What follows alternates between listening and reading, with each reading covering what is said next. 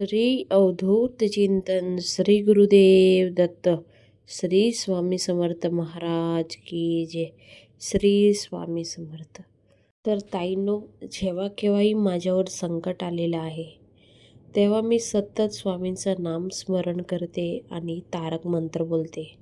तारक मंत्रमध्ये एवढा पॉवर आहे ना, तुम्ही कोणत्याही संकटात असो किंवा कोणत्याही दुःखात असो, त्या टायमिंगला तुम्ही तारक मंत्र बोलशाल ना, स्वामी नक्कीच तुमच्या दुःखात धावून येतील. सुखात तर आपल्याला नाव घ्यायचंच आहे स्वामींचं, पण जेव्हा केव्हाही तुम्हाला दुःखे येतील तर नक्की तारक मंत्र आपण जेव्हा स्वामींची पूजा करतो, दिवा लावतो, दिव्याच्या ज्योतकडे बघायचे आणि सतत तारक मंत्र बोलायचं आहे 3 वेळा. तुमच्याकडे वेळ असेल तुम्ही 11 वेळासुद्धा बोलू शकता, पण 3 वेळा बोला आणि मने भावाने बोला.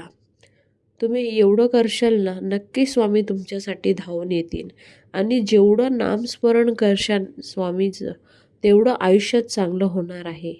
म्हणून कधीही काही प्रॉब्लेम असेल किंवा तुम्हाला आता असं वाटतंय की संपलं सगळं, तसं काही विचार करू नका. कधी काही संपत नाही.